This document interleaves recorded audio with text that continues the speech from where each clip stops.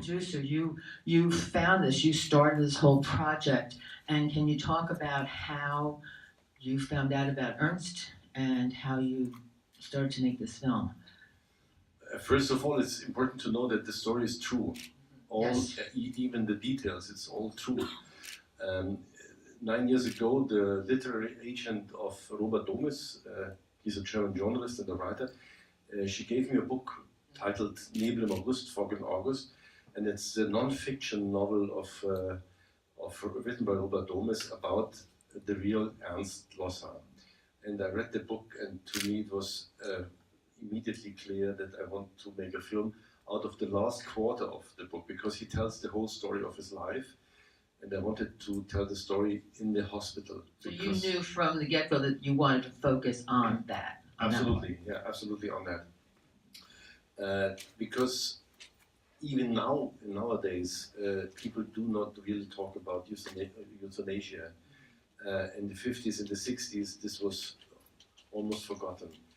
And to me, it was very important to bring that to an audience. But it's interesting that you talk about, you say it here, about his actually being murdered, as they all were, but specifically him. Is that, if you talk about at the end of the film, the descriptions at the end of the film?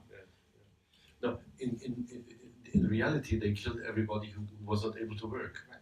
This was a very important thing for them. If they cannot work, they are worthless, and they kill him. What the SS man says here during the conference of all these chiefs of the hospitals, that they want to get rid of the bottom third of the population.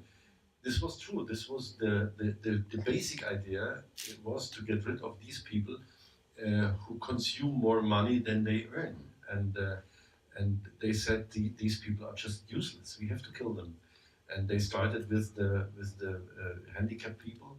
And this is one hospital and one incident, but obviously I think this was taking place all over Germany. This was all over Germany. It was also in Austria. It was also in South Tyrol, and in every country which was where they invaded, where the Wehrmacht came in, they immediately killed all the handicapped people in the hospitals. Immediately, this was the first action they did.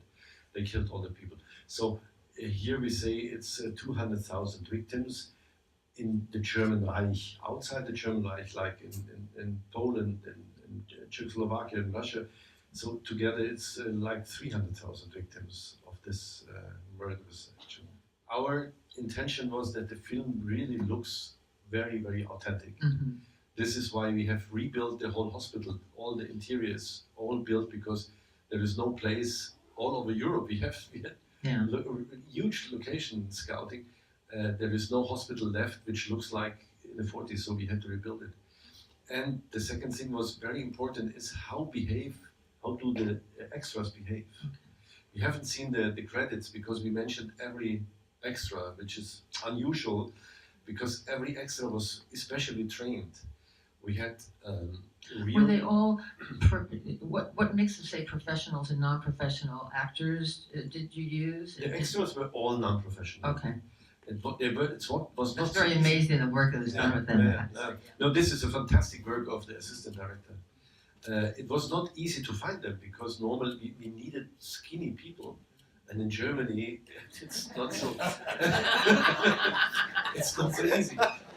So and we were just in the middle of nowhere. There was no agency for extras, so we did the search ourselves. We had, I think, more than 1,000 people, and then in the end we had 150.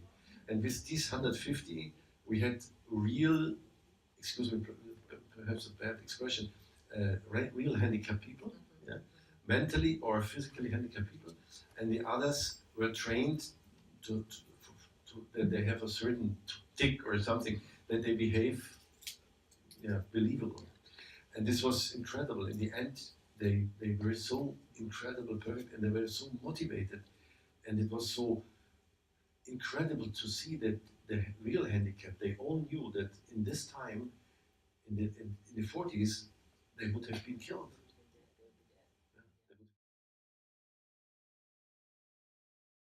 Yeah, the reaction was very, very positive.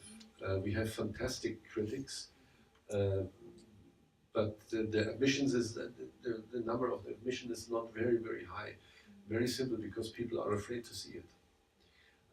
We did a tour through Germany, and we spoke to many people, and many people came and said, my wife didn't want to come, she was afraid to see the film, it's about children who were killed. And I understand that. It's difficult It's to watch. it's difficult, but everybody who saw the film said it is important that you did the film. It's a very well done. We showed the film before we published it.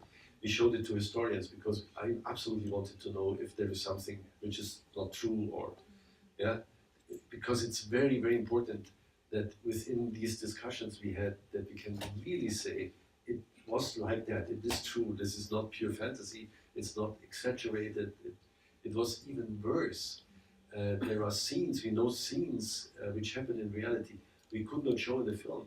When they started, there were two phases of euthanasia program. The first phase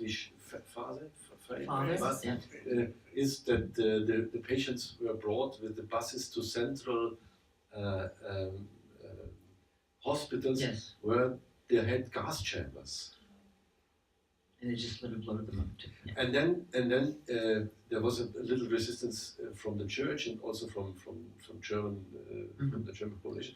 And then they killed the patients in the hospitals. That's when they took it and they can go to the hospital. And to show his collaborators how to do that, the chief of the hospital, he killed a child in front of all his nurses and nuns to show how to do it. This is something you cannot imagine or you cannot show.